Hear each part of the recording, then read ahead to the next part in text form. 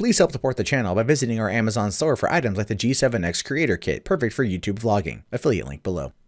Hey, what's going on, everyone? My name is Matt Jarbo. This is 3 Buck Theater, and this is my review, my what I think of Star Wars Episode 8, The Last Jedi, a movie I've been waiting for 2 years, and one that I was insanely excited for. I could not wait to see it.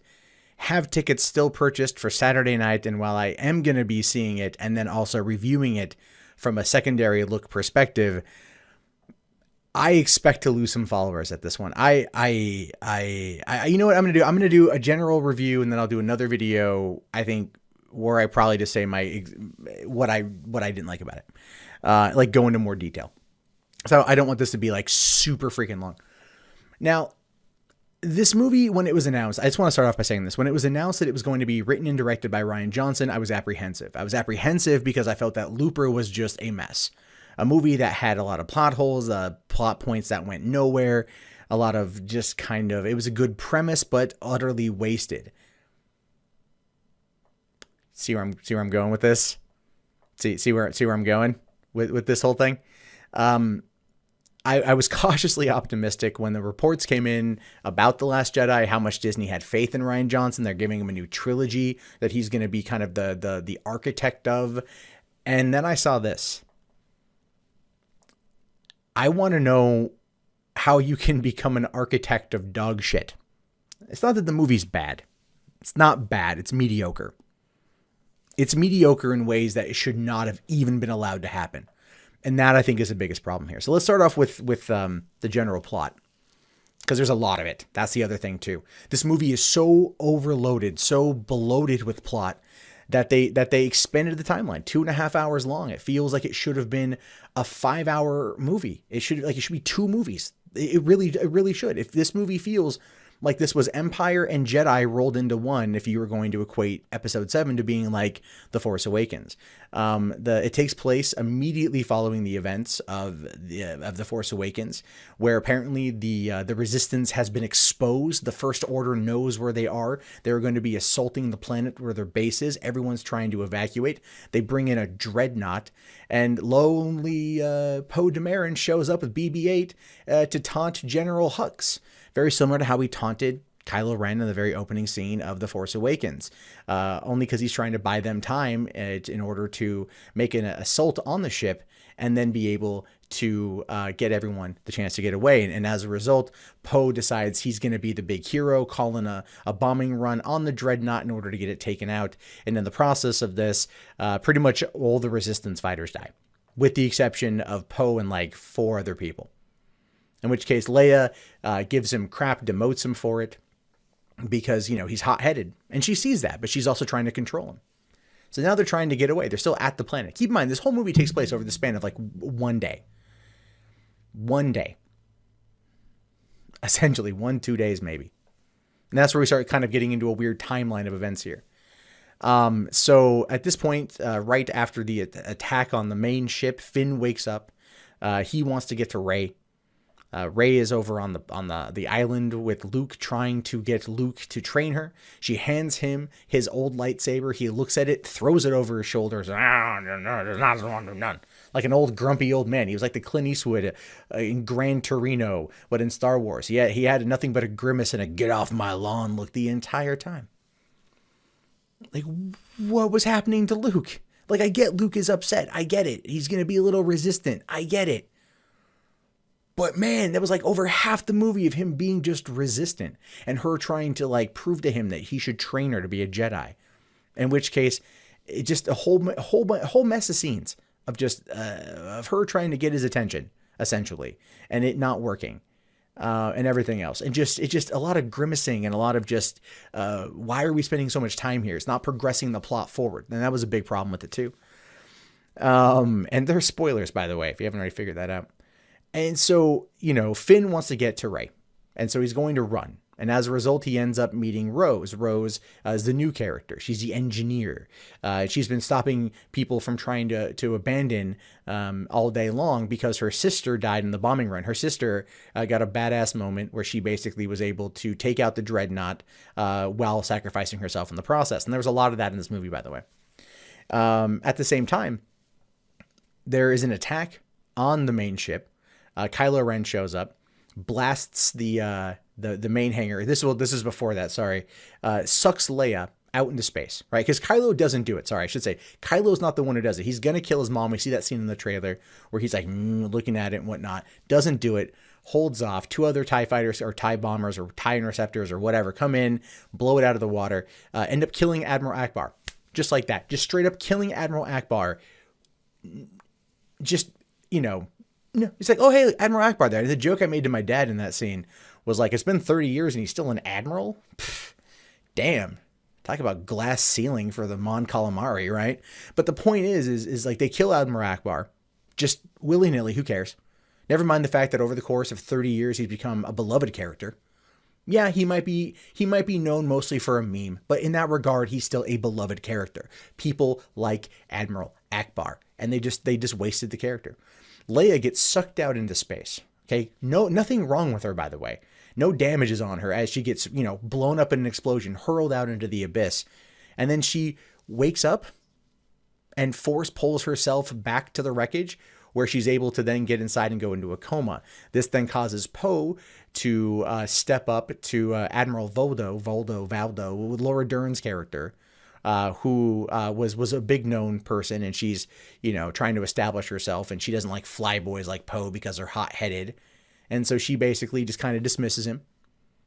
He and Rose and Finn figure out a plan to get onto the ship to disable it in order to let their ship get away. Because keep in mind that there's an active tracker, right, on this ship, because they were able to track him through fucking hyperspace, right? And when they say that, when General Hux says that, it immediately cuts to Finn. So you think they have a tracker on Finn because he's a stormtrooper? No, it's an active tracker on the ship that they're able to use to trace it through hyperspace. So they devise this plan, but Maz Kanata basically tells them, oh, hey, yeah, I know a guy. He's on some, he's at a casino. He's the greatest code cracker there is. Go to this casino and go and get him. Here's the thing. You're looking at a ship that is, drifting at a rate where it's going to run out of fuel in 18 hours. They have to get off of the ship, go through hyperspace, get to this city, and then go from there. And it's like, but and then they end up like using Carrie Fisher's daughter, Billie Lourd, as like kind of a decoy, like, to help get them out. She's part of the plan, but no one else notices that they get away. Because here's another thing too. Apparently ships now are all of a sudden Klingon birds of prey. They all have cloaking abilities. Where has that been a thing? Where's cloaking abilities been? So unless that's something that's going to be mentioned in the books or a comic series or something I just haven't seen before, cloaking abilities in Star Wars, not a thing. But apparently now every freaking ship has got a cloaking ability. So they're able to, even an escape pod, apparently. So they get off and they go to this casino and they try to find this code breaker. And this is when the movie literally just stops dead in its tracks. It stopped dead in its tracks. This whole thing was about trying to establish Rose as a character and then Finn's connection to Rose and the romance they're building with them, which, don't get me wrong, was sweet and they both have good chemistry and I do like them on screen together. But it went nowhere. They end up getting thrown in jail because they park their shuttle on a beach. It's a public beach. They're parking their shuttle there, says some guy with a Kentucky accent, right? Okay. Then BB-8 gets away, but they end up meeting Benicio del Toro's character, who's a code breaker. He says he'll help him out, for a price, so to speak. And they end up working with him, getting away, releasing a whole bunch of, I don't know, giant dog chocobos or something or another that were being raced and bet upon.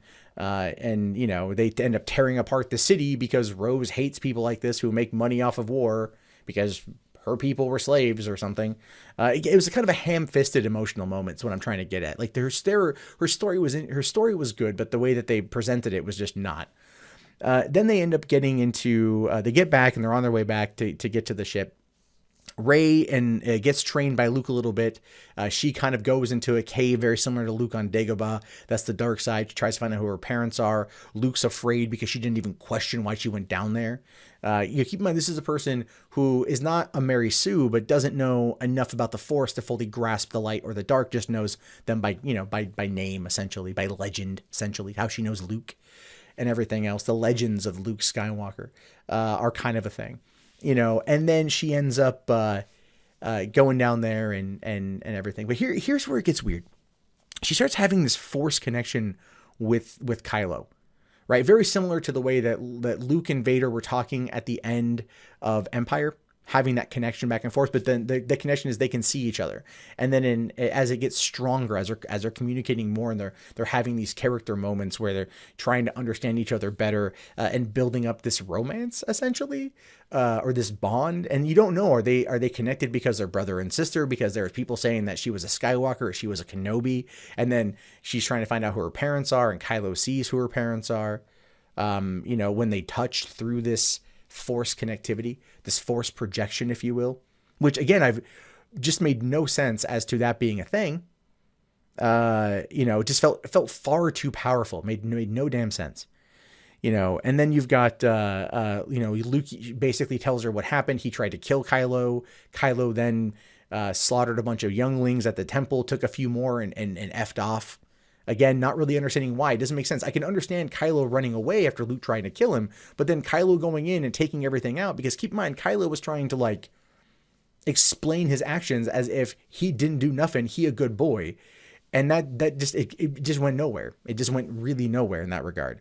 Because his explanations were just not there. And never mind the fact there was a shot from Force Awakens where Rey has that flash in her head of Kylo and the lightsaber, and Luke right there with R2 and his hand on it, in implying that there was an event that they had encountered each other there, that he had gone away and come back to the temple as Kylo Ren, even though that wasn't the case. So it was one of those rewritten plot hole things from the first film, or from Episode 7, that they just kind of away with. Very odd. At the same time, then, Commander Voldo then tries to realize that they're screwed, that they need to get everyone on transports to get him out of there. She, of course, is going to sacrifice herself. Poe does a mutiny where Leia then, wakes up, uses a force pull on the door, or force push on the door to take the door down, then comes in and then stuns. She uses her blaster, by the way, from Episode 4, which is fucking cool. She used that and she stuns Poe, but the stun now is so powerful that it just flies him back against the wall, versus A New Hope, which was they just get hit and they fall down. Right? This one of those, I guess, advancements in technology. So, then of course they all get off the ship. Laura Dern stays behind. Sacrificial moment. They get captured on, Finn and Rose and Benicio del Toro get captured on the thing.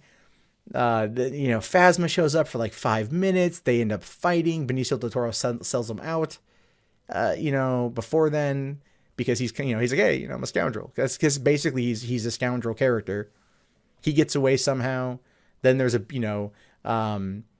order to protect people trying to get away, Laura Dern, sends the last remaining freighter into hyperspeed through the Dreadnought and a bunch of other Star Destroyers, therefore crippling a lot of their army. At the same time, Rey is on the Dreadnought going back to try to save Ben. At this point, we're full on Return of the Jedi at this point. I mean, I'm telling you, the movie opens up and you're thinking, oh, it's kind of like a Hoth escape situation. And then now we're in full on Return of the Jedi, and Yoda's already made a quick appearance talking to Luke. It was cool to see that, but it was one of those things. And then Snoke does his thing. He talks to them and whatnot. He's trying to, get Rey to give up the location of Skywalker. He's then going to kill Skywalker. And there was a lot there that basically Kylo kills Snoke to save Rey. And then Rey and Kylo fight the Red Guard. And then you think, oh, he's going good. And then he does the same exact thing Vader did to Luke. Let us rule the galaxy together as father and son. But he does it, let's rule the galaxy together side by side. To which case she's like, don't do this. And then he gives into that anger. The whole time he's been battling this emotion. He didn't kill his mother. He didn't kill Rey. He saved Rey, killed his leader, who got him to turn to the dark side, and everything else. And now he wants this power, and he ends up becoming supreme leader of the First Order now, because he basically just force chokes General Hux, who still didn't have much of a role in the movie. A bigger role than last time, but still, And then everyone all of a sudden heads to this planet, this old Rebel Alliance base that's heavily fortified.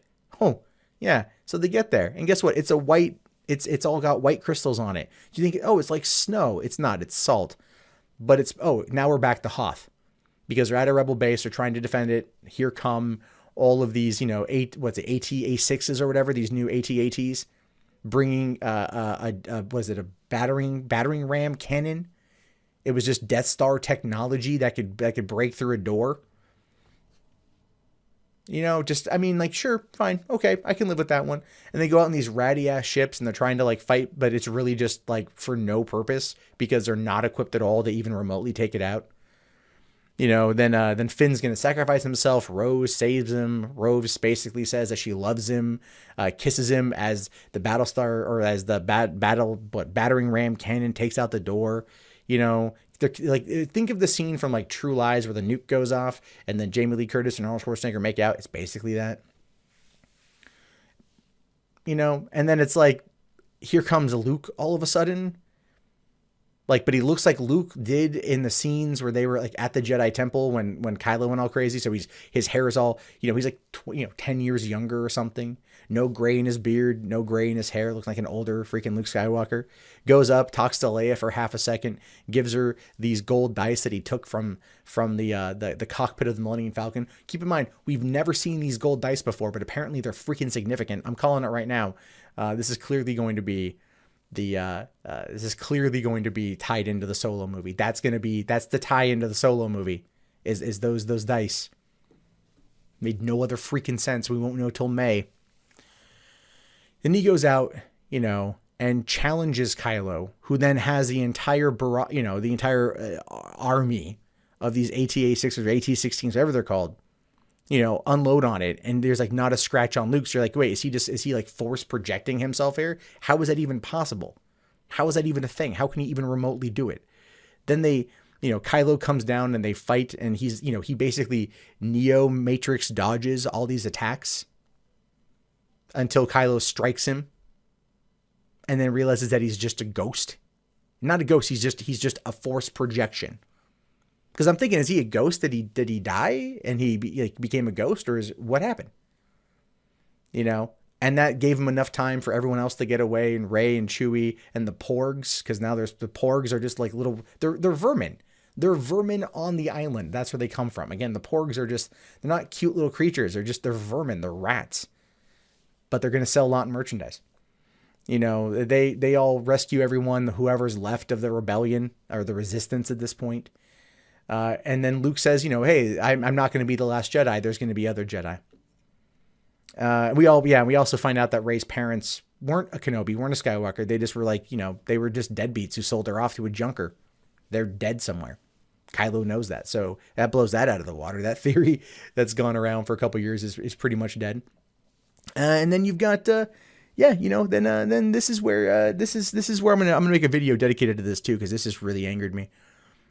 Luke dies because apparently when he projected himself, there was some physical nature of it, and he was cut by Kylo's lightsaber. And there's actually a shot where you see him kind of grip his side, but it never pans down to there being a wound. And then it cuts to a reverse shot of him where he just disappears. Very similar to Ben to Obi-Wan in A New Hope. And at this point, Leia and Rey and Kylo all sense that he's dead, that he's gone, that it was a peaceful thing, peaceful transition. And now Rey is the last Jedi. Except at the end, we go back to that Monte Carlo type city where one of the slave boys that's in the stable is watching his friends tell the story of Luke going to Jabba's palace, which that was kind of cute. And then at the end, he walks out and he reaches for a broom and he force pulls the broom to him. And he's, and then he looks up into the sky and he sees what looks like a ship jumping to light speed. Hyperspeed, light speed, whatever it's called. And then it cuts to black. He plays the fanfare, cuts to black. I don't know why I went through the whole damn movie. There's parts I missed, but damn, I'm frustrated. I think that's where I'm at right now. I am as a 35-year fan of the franchise. My entire life I've been a fan of the franchise. It's a 40-and-a-half-year-old franchise. As you can see, I've got my Boba Fett jersey. You can see up there, I've got a Millennium Falcon right there, rug. I've got Star Wars posters all over my wall. You know, I'm a huge, huge, huge fan. I mean, even my damn wallet. What the hell were they thinking with the end of this movie?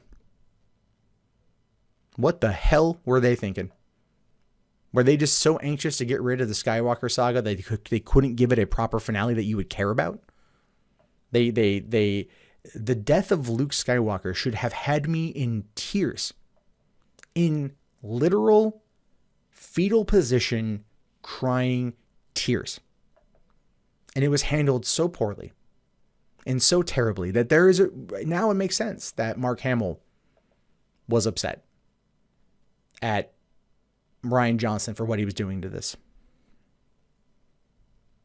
I'm going to see the movie again on Saturday with my family down in Portland, Oregon. And I will do another follow-up review of it where I have a chance to process what I've seen, to watch it again, to look for other things. There is a lot of very good in this movie. And I've harped on the negative, and it's because there's so much there you can't ignore it. Plot points don't make any sense. Things are happening that shouldn't even be happening, but they are. And nobody told Rian Johnson no. In fact, they're giving him another trilogy. So either people at Disney, Kathleen Kennedy, and your writing team that are currently handling this expanded universe of Star Wars films have either lost the plot entirely or you don't care. And I think part of it is both. You don't care because it's going to pull in $1 billion, $2 billion. And the resounding opinion from people on Twitter right now is that it's I came home, my girlfriend who really wanted to see it with me tonight was home with our baby. She was like, how was it? I was like, And I complained. And people tell me, I went on Twitter, complained about it. And people were just like, you're usually really forgiving. So if you're complaining about it, that's a problem. And I talked to my friend, Mr. Repsion, and he was telling me that it's the death of Star Wars. And I didn't believe him until I saw it. And yeah, it kind of is. Not in the traditional death, more like there will be a rebirth of new characters, so to speak. But as far as the Skywalkers are concerned, they're dead. One real life, Carrie Fisher, and then also Luke Skywalker. And it was handled in just the most ham-fisted and terrible way. And that is, in my mind, unforgivable. And I liked the movie. But that's going to be a huge shit stain on it going forward. And as the fans see it this weekend and the fans get to that point, I have a feeling this could possibly be the next Batman v Superman, where it's just like, hey, the movie is getting really hyped up, and then people see it and like, oh, you did that? Yeah. Star Wars, Episode 8, The Last Jedi. This is my thoughts. What are yours? Let me know in the comments below. I'll talk to you guys later, and peace out.